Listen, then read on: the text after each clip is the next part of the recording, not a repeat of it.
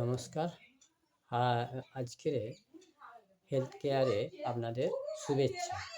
আজকের উচ্চ রক্তচাপের কারণ কি কি, অর্থাৎ হাই ব্লাড প্রেশার কি কি কারণে হয়, এই নিয়ে আজকের ভিডিও। 90 থেকে 95% উচ্চ রক্তচাপের রোগীদের কোনো কারণ খুঁজে পাওয়া যায় না। এ ধরনের রোগীদের উচ্চ রক্তচাপকে প্রাইমারি হাইপার টেনশন বলা হয়।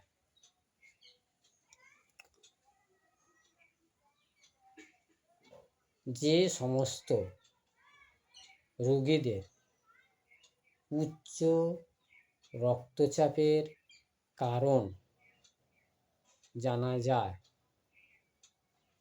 তাদের বলা হয় সেকেন্ডারি হাইপার টেনশন। যেমন সেকেন্ডারি হাইপার টেনশনের কারণগুলো কি কি? কিডনির অসুখ, গর্ভনিরোধক বড়ি ব্যবহার, কিডনির অসুখে যদি দীর্ঘদিন ভুগতে থাকে, কিংবা গর্ভনিরোধক পিল যদি দীর্ঘদিন ব্যবহার করে, এছাড়া স্টেরয়েড জাতীয় ওষুধ দীর্ঘদিন ব্যবহার করলে, আর কি হৃৎপিণ্ডের বা ধমনীর জন্মগত ত্রুটির ফলে